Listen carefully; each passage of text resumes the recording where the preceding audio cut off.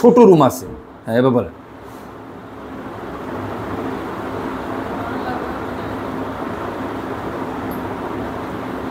তাহলে তোমার রুমটি খুব ছোট। হ্যাঁ তো বলেন।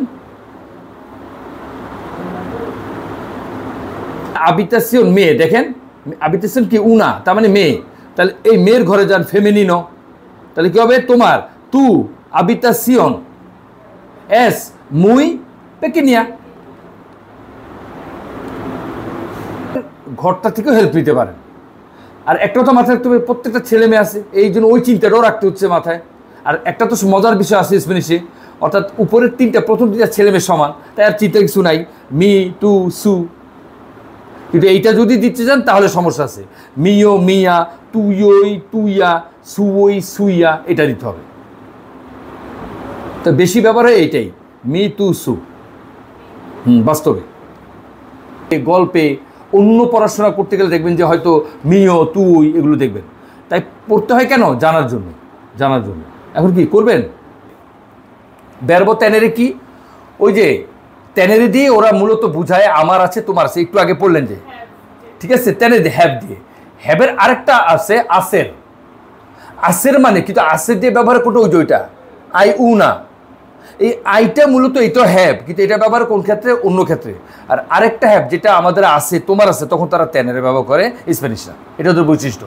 তাই ভ্যারবো তেনের একটা ইম্পর্টেন্ট জিনিস। প্রেজেন্টে দে ইন্ডিকাতিভো, চলেন বর্তমান কাল আমরা তেনের ভার কীভাবে করবো? ইও তেঙ্গো, তু টিএনএস, এল এইয়া উস্তেদ, যদি থার্ড পার্সন সিঙ্গুলার হয় তাহলে তিয়েনে। যদি আমরা বলি করিমের আছে একটি বই, কি বলবেন? কোনটা ব্যবহার করবেন? টিএনএ। কেন? Third person singular. তাহলে কারিম টিএনএ কি উন লিব্রো, করিমের একটি বই আছে, কারিমের একটি বাড়ি আছে, কারিম টিএনএ উনা কাসা, ঠিক আছে না? গুড। তারপর nosotros nosotras tenemos, vosotros vosotras tenéis, ellas ustedes tienen। বাস একটু বুঝলে এটা খুবই ইরেগুলার ভার্ব, এটা মনে রাখতে হবে, আস্তে আস্তে অভ্যাস হয়ে যাবে। তাই তেনের ভার্বটা খুবই ইম্পর্টেন্ট। আসেন কমপ্লেটে লা ফ্রাসে, কমপ্লিট দ্য সেন্টেন্স, বাক্য পূরণ করেন। আসেন টিএনএস কচে, এটার অর্থ কি? টিএনএস কনস্ট্রাকশনটা দেখে আপনি কি বুঝতেছেন? এখানে কি ছিল? সাবজেক্ট নিশ্চিত তু না, তাহলে এখন কি টিএনএস কচে, তার মানে কি তোমার কি গাড়ি আছে? গুড। সি ইয়েস, মানে এই যে তোমার কি গাড়ি আছে, তখন ও বললো সি এস্তে এসমি কোচে, হ্যাঁ এই যে এইটা আমার গাড়ি। এইরকম করে একটা বাক্য তৈরি করবেন, ঠিক আছে? আসেন নাম্বার 1, টিএনএন এইয়ুস উনা কাসা, তাদের কি একটা বাড়ি আছে? তাহলে কি হবে এটা বাংলাটা? হ্যাঁ এইটা কি তাদের বাড়ি, যেহেতু এখানে আছে কি এইয়া এইয়স, তাহলে বলেন কি হবে? সি এস্তা এস, তাদের কি হবে? সু কাসা। হ্যাঁ গুড। ওই যে তাদের, তার মানে ওগুলো মনে রাখতে হবে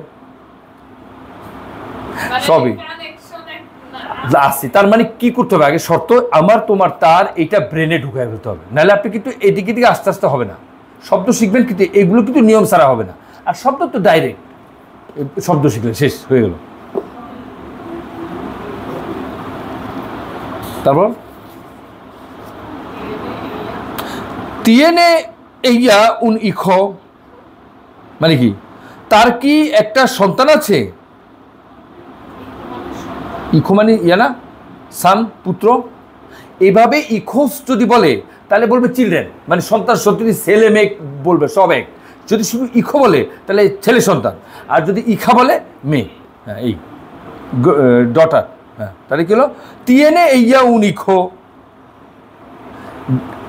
does she have a son, তার কি একটা পুত্র আছে?